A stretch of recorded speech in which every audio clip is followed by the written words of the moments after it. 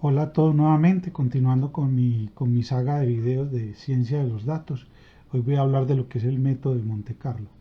El método de Monte Carlo es un método que permite hacer el muestreo de una variable aleatoria a una determinada confiabilidad, teniendo en cuenta la estructura intrínseca de dicha variable. Para este proceso vamos a utilizar el archivo con el cual veníamos trabajando, que era de fallas tecnológicas, y que pueden encontrar el link alojado en el video número 1 de ciencia de datos. Para iniciar el método de Monte Carlo es importante conocer la estructura de la distribución de probabilidad normal. La distribución de probabilidad normal es una distribución de probabilidad donde el coeficiente de asimetría es cercano a cero, o sea que los datos están ubicados uniformemente con respecto a la media, y el coeficiente de kurtosis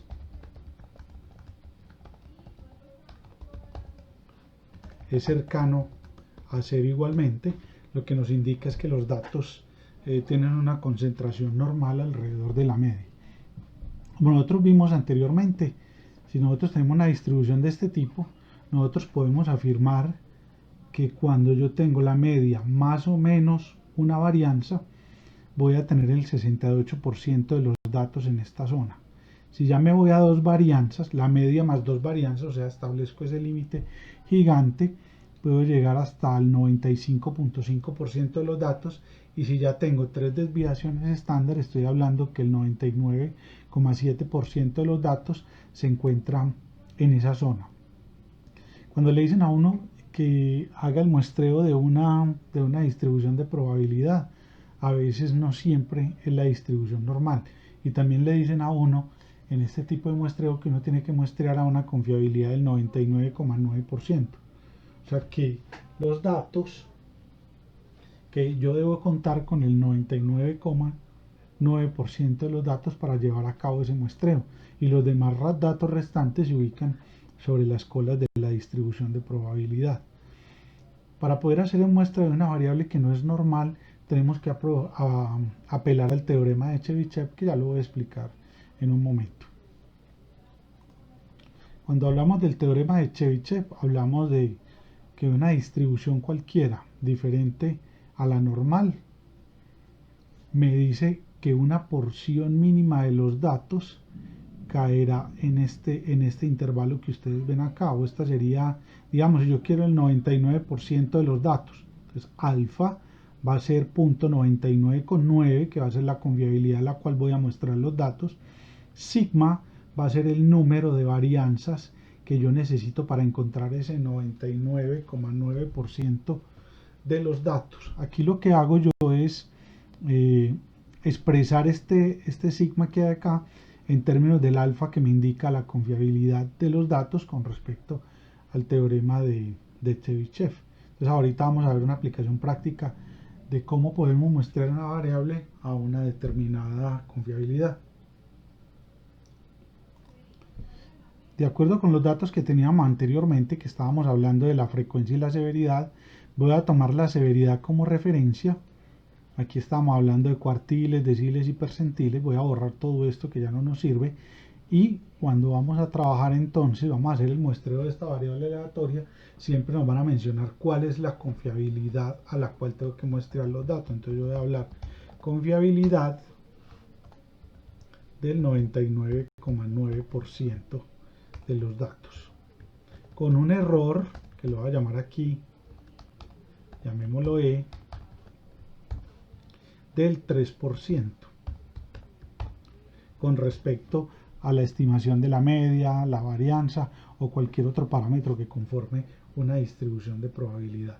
Recordemos que esta distribución de probabilidad, como la vimos anteriormente, si nosotros vamos al coeficiente de asimetría,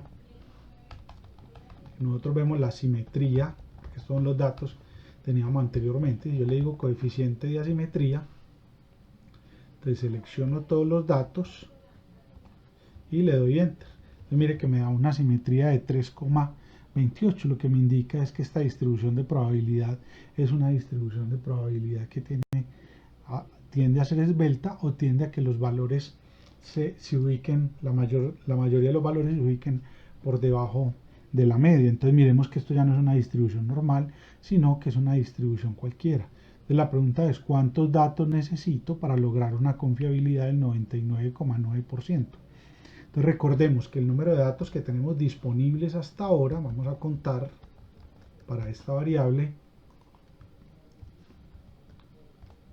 son 100 datos.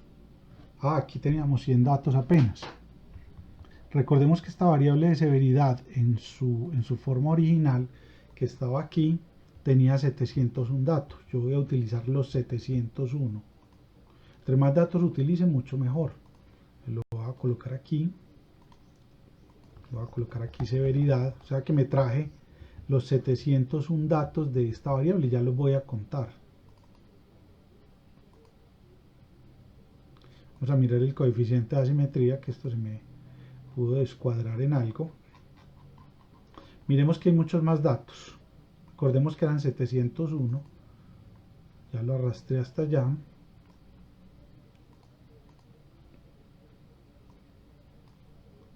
...701... Vamos a contabilizar estos datos. Entonces esto sería... Voy a contar los datos que hay aquí. 701 y el coeficiente de asimetría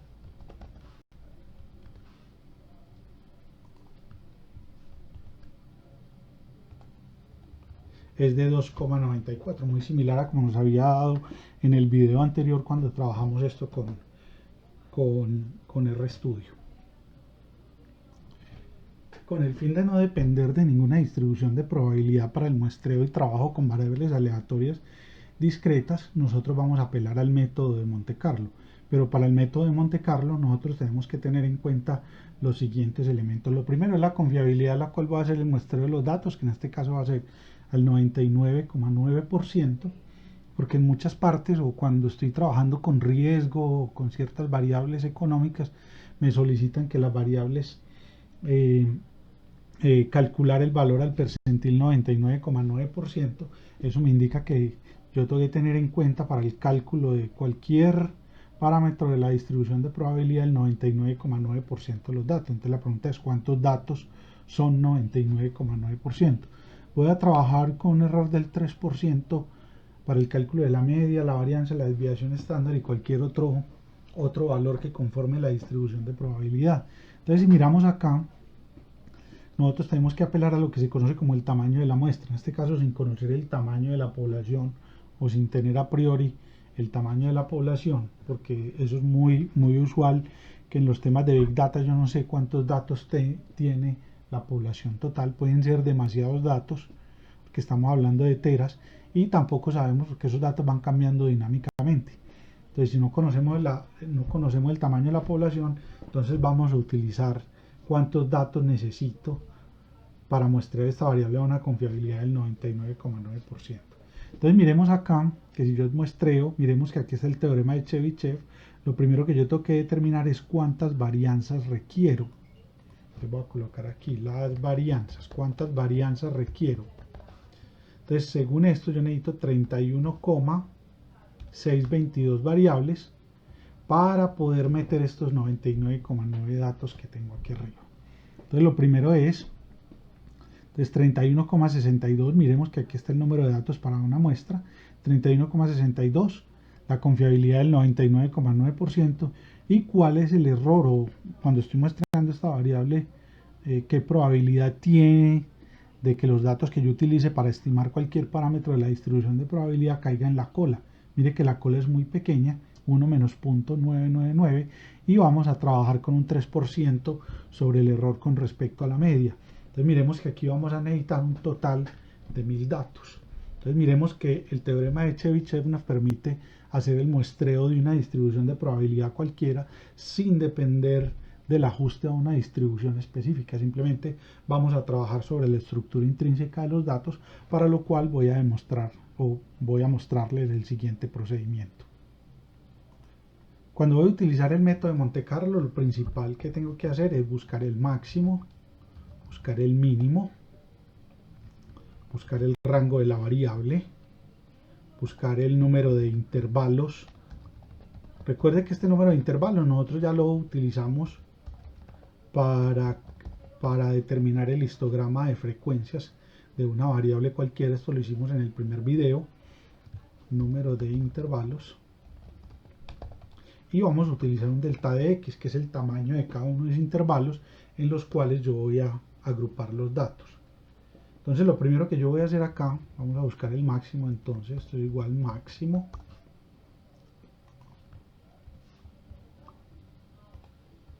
busco el mínimo,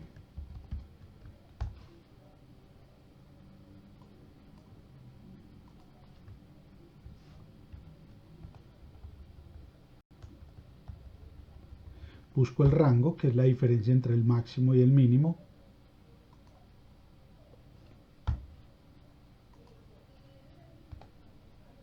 el número de intervalos. Generalmente cuando estamos trabajando con el método de Monte Carlo, lo ideal es que trabajemos con 10 intervalos para evitar la explosión combinatoria en los decimales que conforman cada uno de los datos de la variable aleatoria. Vamos a tomar 10 y el tamaño de cada intervalo va a ser el rango o el tamaño total que incluye todo el rango de datos de esta variable dividido el número de intervalos.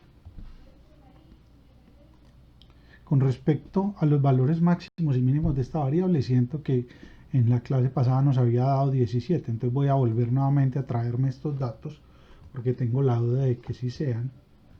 No me acuerdo haber tenido datos tan grandes. Simplemente copio la variable nuevamente, aquí donde dice cuartiles, pego los valores. Miremos que el máximo no es 65 sino 17. Esa era la duda que yo tenía. Entonces aquí le puedo cambiar el nombre y decirle Monte Carlo 2. Ya tengo una hoja que se llama así. Voy a borrar esta hoja.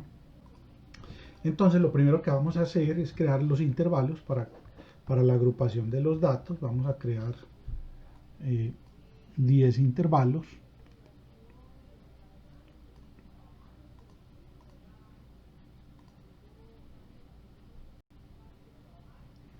Yo creo 10 intervalos aquí.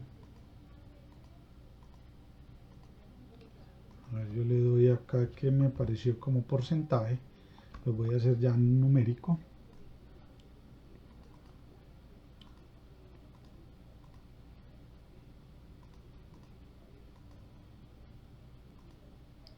Listo, entonces cuando ya tenemos estos valores, yo los coloco numérico y sin decimales y sin nada de estos temas para que no nos enredemos.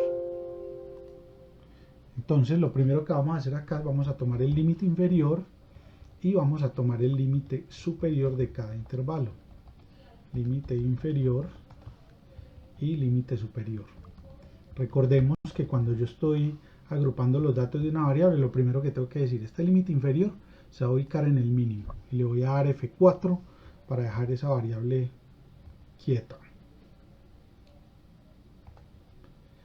Voy a colocar el máximo también, o sea que yo tengo que casar esos valores, el máximo y el mínimo. Y ahí es donde este es el rango completo que cubre la variable. Ahora, ¿qué vamos a hacer aquí en este lado? En este lado, entonces, recordemos que el tamaño del intervalo es esta delta de x. Entonces yo puedo decir este más el delta de x que está acá. Esta delta de x le doy F4 y ya entonces tenemos el límite superior del intervalo. Entonces yo me pregunto, ¿cuántos datos hay aquí en este intervalo? Yo puedo decir aquí, contar punto, sí conjunto, darle, ve, yo quiero saber cuántos datos de esta lista, y le voy a dar F4, son mayores o iguales, a este límite inferior, y cuántos de esos mismos datos son menores al límite superior. Le voy a dar F4 a estos para que no se me vayan a mover cuando quiera arrastrar la fórmula. Miremos que, como lo habíamos visto en el primer video, y como tiene un valor de asimetría tan alto, esta distribución de probabilidad tiende a que los datos estén por debajo de la media. Entonces aquí lo único que tenemos que hacer es arrastrar esta fórmula. Bueno, es importante mencionar que el límite inferior de este ya va a ser el límite superior de este. Pero recordemos que en la fórmula para contar los datos, el límite inferior siempre es el incluyente. Entonces resbalo o bajo este valor de acá y vamos a arrastrar la fórmula. Vamos a mirar a ver si casamos con los 1731. Miremos que casamos exactamente con los 1731. Es importante mencionar que el número de intervalos hace que esos valores sean casi exactos y no tengamos pérdida de datos o tengamos que hacer alguna otra suposición para el agrupamiento de los datos. Entonces miremos acá que en el último intervalo no me quedó ningún dato. No me quedó ningún dato porque el último intervalo generalmente alberga al máximo. Entonces, si alberga al máximo, entonces simplemente, y aquí podemos hacer una pequeña prueba. Si yo hago la suma de estos datos que tengo acá, voy a encontrar que hay 700 datos y yo tengo 701. Entonces este dato de acá, yo tengo que decirle a este intervalo que me incluya el menor o igual sobre el valor máximo. Entonces mire que ahí ya tengo 701 datos bien organizados. Recordemos entonces que cuando nosotros hablamos del método de Monte Carlo, el método de Monte Carlo fue ideado en términos de la ruleta de los casinos de Monte Carlo. Recordemos que esa ruleta, si uno tira la bolita en esa ruleta, cada casilla de la ruleta tiene la misma probabilidad de que los números caigan ahí, o que la bolita caiga en cualquiera de los números. Ahora, ¿qué pasa con estos números de la severidad? Recordemos que no están igualmente espaciados, entonces unos números van a tener mayor probabilidad de ser seleccionados que otros en un proceso de muestreo aleatorio. Yo puedo hacer un muestreo aleatorio a 1000 datos y tiro 1000 veces la bolita en la ruleta de Monte Carlo, pues todos los numeritos van a tener la misma probabilidad de caer. Aquí, cuando estoy hablando de este tipo de distribuciones y tenemos una simetría tan grande, vamos a tener una tendencia a que los números estén por debajo de la media de la distribución de probabilidad. Entonces, para construir la ruleta, no la ruleta de Monte Carlo, sino la ruleta teniendo en cuenta mi variable aleatoria lingüística, lo primero que voy a calcular es la suma. Aquí voy a colocar suma. Voy a seleccionar estos datos, 701 datos, y voy a calcular la probabilidad que tiene cuando yo muestre un dato aleatorio, la probabilidad de que caiga en ese intervalo. Entonces simplemente le digo 463 dividido 701 y le doy F4. Miremos que cuando le doy F4 puedo determinar cuál es la probabilidad de que un dato de muestreo o un valor aleatorio caiga en ese intervalo de probabilidad. Si usted quiere ver la ruleta, no la de Monte Carlo, sino la suya, aquí podemos ver, vamos a insertar aquí nuestra ruleta, está aquí abajo. Miremos que hay una predominancia por este valor azul, que es el intervalo número 1. Miremos que el intervalo número 1 alberga la mayor cantidad de datos. Luego sigue el 2, el 3, el 4, así sucesivamente, hasta que ya esta probabilidad disminuye, llega casi a cero. Miremos que si yo tuviera esa ruleta y se me pintaran a mí la ruleta de Monte Carlo, así como está, pues simplemente yo apostaría siempre al número 1, al 2 o al 3. Entonces la pregunta es, ¿cómo hacemos nosotros para simular el movimiento de la ruleta aquí matemáticamente? Entonces vamos a mirar ruleta, método de Monte Carlo. Este método de Monte Carlo también o el método de la ruleta, es muy utilizado sobre todo para selección de mejores soluciones en algoritmos evolutivos, que mucho más adelante vamos a mirar cómo funcionan esos algoritmos. Entonces lo primero que vamos a tener aquí, vamos a tener entonces la probabilidad acumulada. Esta probabilidad acumulada nos va a permitir como partir de manera proporcional en términos de la probabilidad el intervalo entre 0 y 1. Entonces van a haber intervalos más grandes que otros utilizando la probabilidad acumulada. Y esta es la que realmente nos sirve como para crear la longitud de curva o la longitud de perímetro de la ruleta. Este nos va a decir claramente qué tamaño, qué longitud de arco que tiene cada pedazo de la ruleta o cada intervalo que tenemos acá. Aquí vamos a iniciar en 0 y recordemos que el próximo valor de la probabilidad acumulada serían la suma de los dos valores anteriores. Si esta ruleta está bien, cuando nosotros arrastremos estos números, esto va a llegar de 0 a 1. Ya lo voy a colocar aquí, vamos a mirar a ver qué nos dio aquí esta ruleta. Entonces recordemos que son estos dos anteriores. El próximo entonces tiene que ser la suma de los dos anteriores. Y así sucesivamente, va a arrastrar hasta aquí, hasta el último. Mire que la ruleta va de 0 a 1, o sea que nosotros partimos un segmento de recta que tiene como longitud la unidad, 1 metro, o como usted lo quiera llamar, y el primer intervalo, yo voy a hacer que esa ruleta me mida 1 metro de diámetro.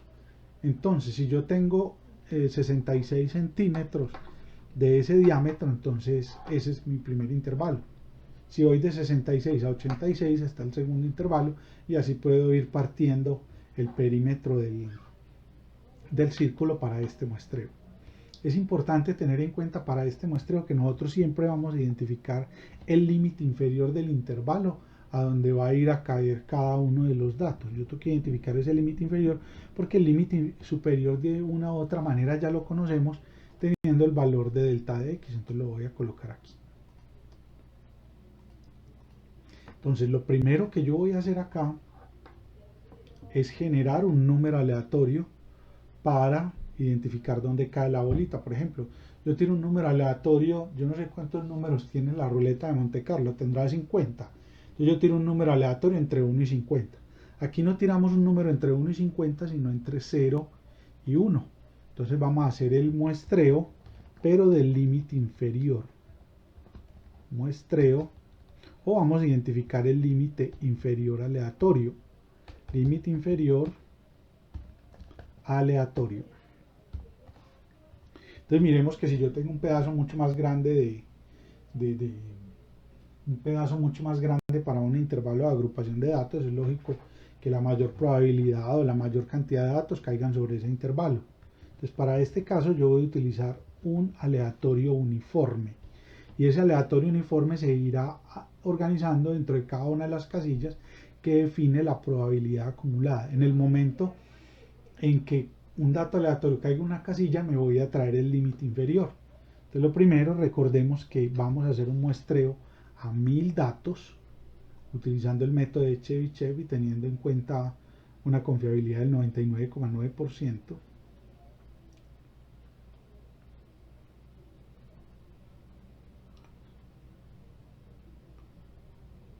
Vamos a tomar 1000 datos. Nosotros también hablamos de confiabilidad del 99,9% porque si tengo 1000 datos, yo puedo sacar el percentil 99,9. El percentil 99,9 se ubica en la posición 999 cuando usted organiza los datos de la variable aleatoria de menor a mayor. Entonces miremos este primero. Vamos a mirar este primer datico donde cae. Nos vamos a traer el límite inferior. ¿Dónde está punto 63? Entonces yo me voy a la probabilidad acumulada y mire que punto 63 está en este intervalo. Mire que inmediatamente se reconoce que este numerito cae en este primer intervalo. Y si yo lo quisiera hacer manual, pues entonces el límite inferior que me traería aquí sería este punto 0,842. Pero lo vamos a hacer de forma automática. Entonces lo primero que voy a decir es lo siguiente. Voy a utilizar una función que se llama buscar B. Entonces voy a decir, búsqueme este valor en esta matriz de datos y voy a seleccionar estas dos, porque yo quiero buscarlo en la probabilidad acumulada y en el momento en que me encuentre la probabilidad acumulada, tráigame ese límite inferior y le voy a dar F4 para que no se me mueva cuando arrastre la fórmula. Y me dice, ¿cuál es el dato que te quieres traer? Entonces yo voy a traer el 2. Le doy Enter, entonces mire que ya estoy mostrando el primer intervalo. Si le doy muchas veces F9, mire que prácticamente todos los datos van a caer en el primer intervalo porque es el dato. Es muy raro que caigan en otros intervalos, pero miremos que los datos van a tener una preferencia por caer sobre el primer intervalo. Le doy doble clic y ya hice el muestreo de la variable aleatoria. Mire que aquí encontramos pues los límites inferiores.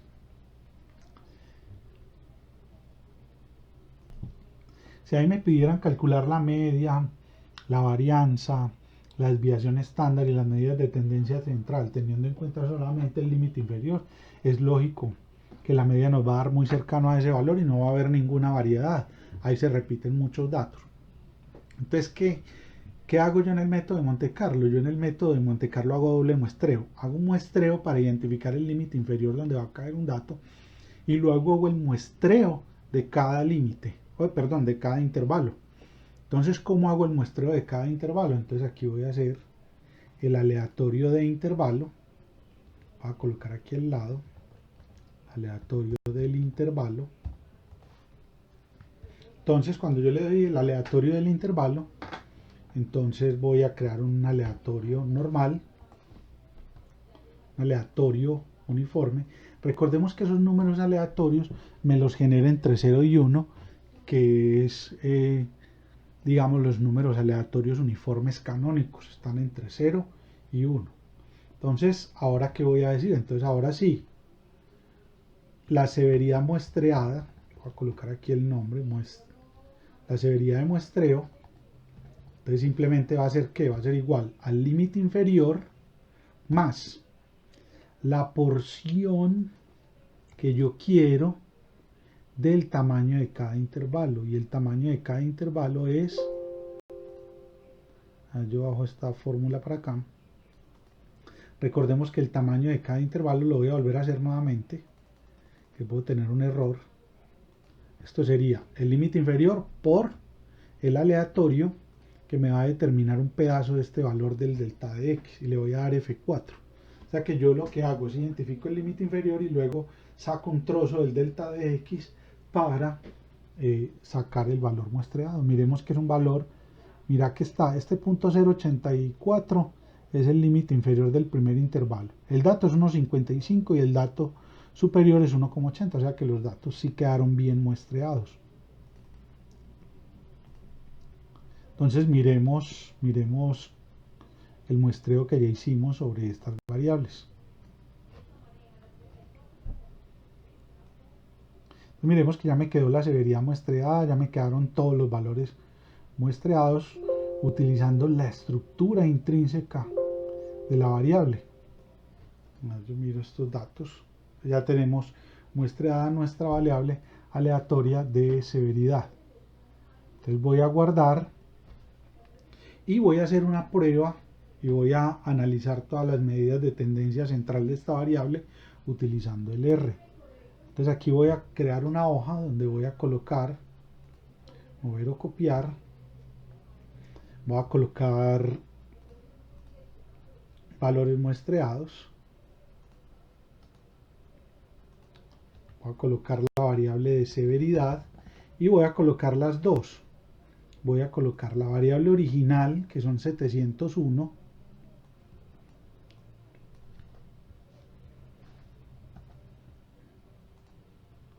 la voy a colocar aquí al lado. Esta es la severidad original, voy a colocarle un O, y la de enseguida, que es con el método de Monte Carlo, es la severidad muestreada. Esto para mirar que efectivamente el modelo sí tenga las mismas propiedades estadísticas en términos de la tendencia central, de las medidas de tendencia central. Entonces pego aquí todos estos valores, voy a borrar todo esto y me va a quedar solamente la severidad muestreada. Aquí me gustaría como hacerla en páginas diferentes. Aquí lo voy a llamar la severidad original. Y aquí al lado voy a colocar la severidad muestreada. ¿Por qué lo hago así? Porque cuando yo lo llame LR, cuando yo lo llame del R, el R completa con ceros los datos que le falta a la severidad original para llegar a 1000. Entonces eso para mí es un problema luego cuando calcule algunas medidas estadísticas de las variables. Ya tenemos la severidad original, que son 701 datos, podemos contarlo, número de datos, y le digo contar,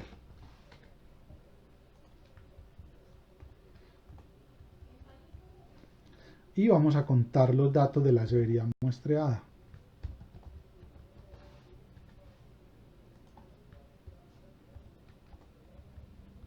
Tenemos 1000.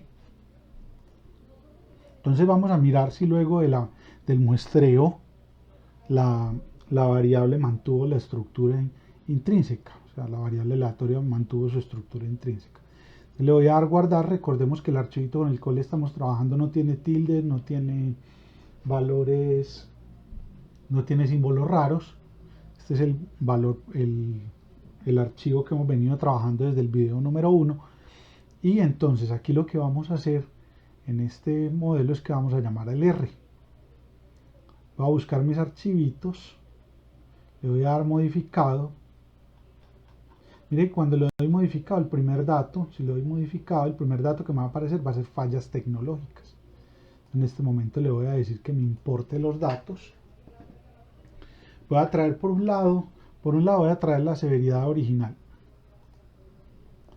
Y por otro lado, y esta la voy a llamar matriz de la severidad original. Entonces mire que aquí me trae todos los daticos, me trajo 701, me trae estas 3 columnas de basura porque me quedaron estos datos. Mire que él lo llena con NA, por eso no quería colocar nada ahí en esos datos, no colocar ninguna fórmula. El día que vamos a trabajar con R es para trabajar con R y no colocar otro tipo de fórmula para que él no complete eso a su decisión. Entonces ahora vamos a traernos la otra variable, la que es muestreada, severidad, matriz de severidad muestreada, y buscamos la variable de severidad muestreada. Miremosla aquí entonces, y voy a buscar el archivito que veníamos trabajando anteriormente, que era medidas, para que ya de una vez nos traiga la media, la varianza, la desviación estándar, la kurtosis,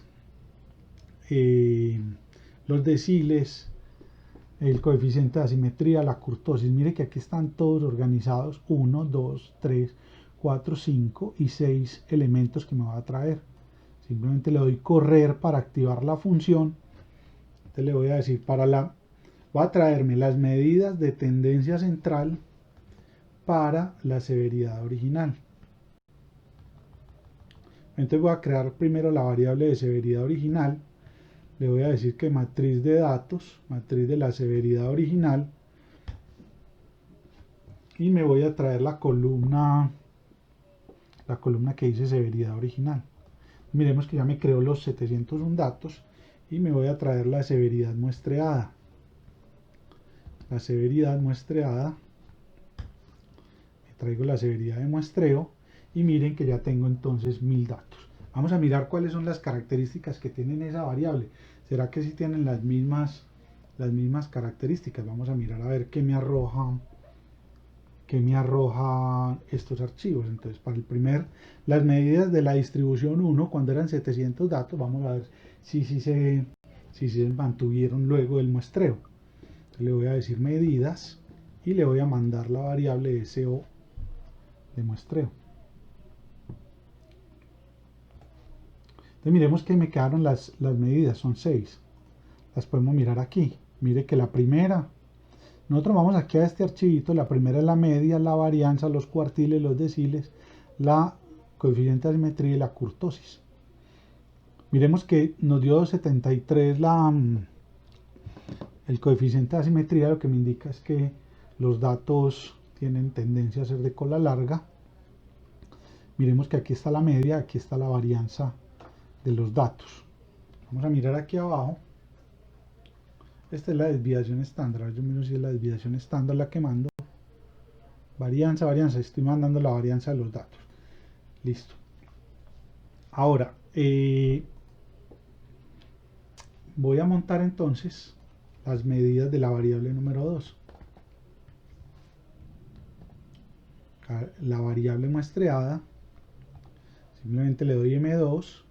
Si yo miro M2, miremos que Mire la media donde está, aquí está la varianza, podemos tener una diferencia de un 3% más o menos. Mire que 2,75 es, digamos, como el coeficiente de simetría, y tenemos 10 para el coeficiente de kurtosis, o sea que cuando el coeficiente de kurtosis es muy alto es que los datos están demasiado agrupados.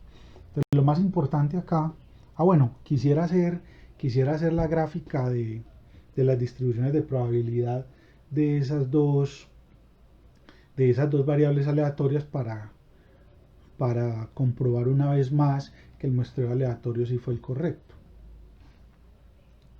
Entonces, yo coloco aquí, voy a colocar, simplemente le voy a decir que X de severidad original, y le voy a dar PD, Probability Distribution, le voy a dar Density, y voy a sacar XSO, voy a sacar la de la variable muestreada, la Probability Distribution. Entonces miremos que ya muestré las dos variables, ahora las voy a plotear. Voy a plotear esta primera. Miremos que me aparece la distribución de probabilidad de la variable original. Le voy a colocar otro color y la voy a colocar con esta función que es Polygon, CSX o PD.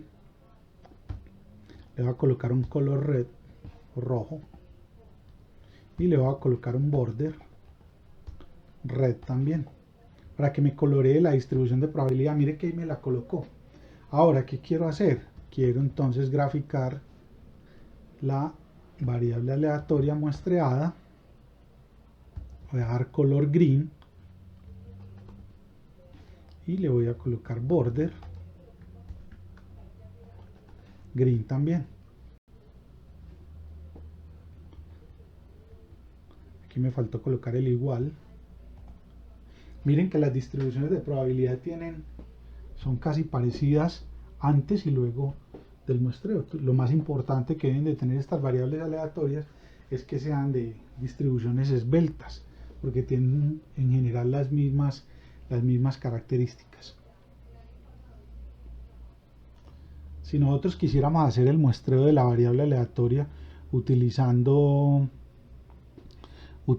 las herramientas de R, lo pudiéramos hacer de la siguiente manera.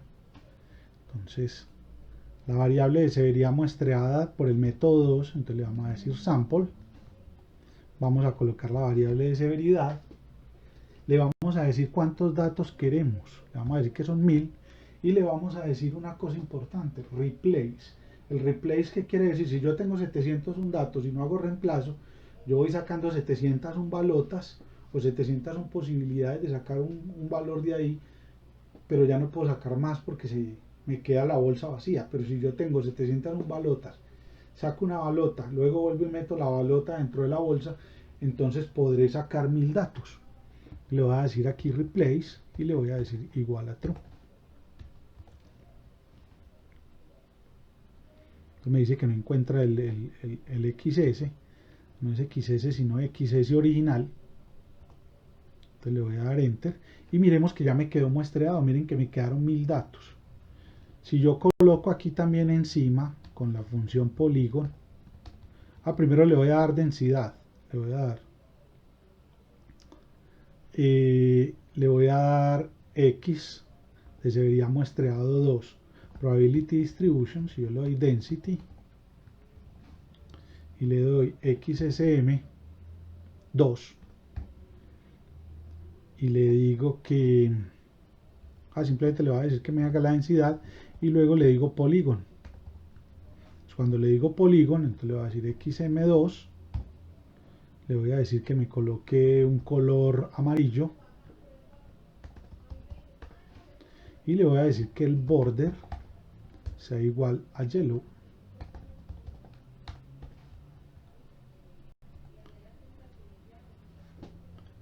No vi por aquí mi distribución de probabilidad, me quedó mal porque no le coloqué PD.